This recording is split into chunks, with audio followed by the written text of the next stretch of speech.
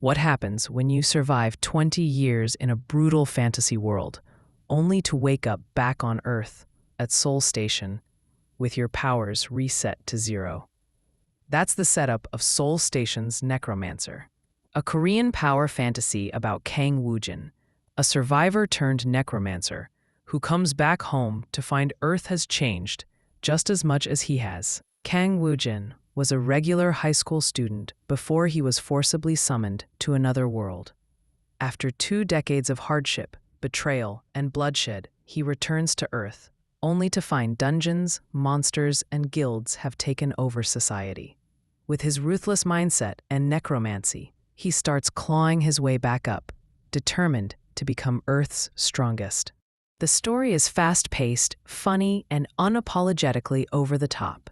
The MC is a badass. The humor lands surprisingly often, and the action keeps things moving. If you liked Dungeon Hunter, Dimensional Sovereign, or Everyone Else is a Returnee, you'll feel right at home here. It's one of those popcorn novels you can binge and laugh your way through. One of the best things is the tone. It doesn't take itself too seriously. The MC is bold, reckless, and hilarious to watch. The necromancy angle adds flavor, and the whole Earth turned into an RPG battleground is always a fun setup. Honestly, if you're here for entertainment, it delivers. But here's where the problems start. The world logic? Paper thin. Governments and guilds bend over backwards just to let the MC get away with anything.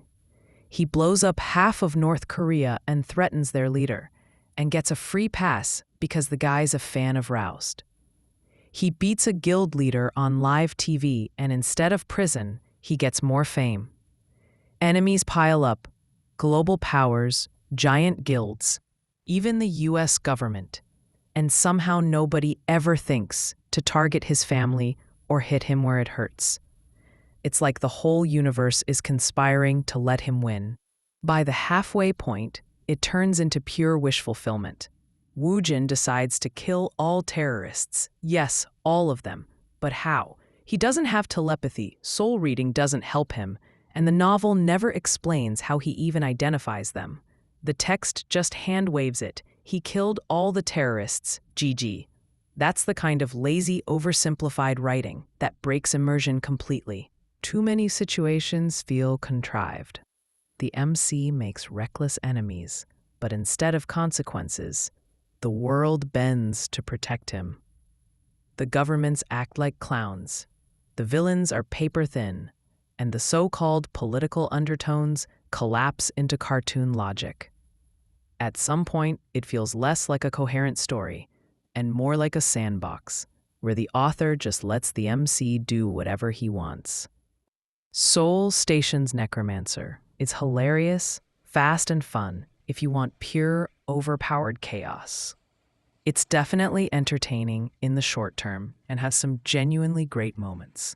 But if you expect consistent world building, logical consequences, or well-thought-out conflicts, you'll probably get frustrated fast. It's a power fantasy, and it doesn't hide it.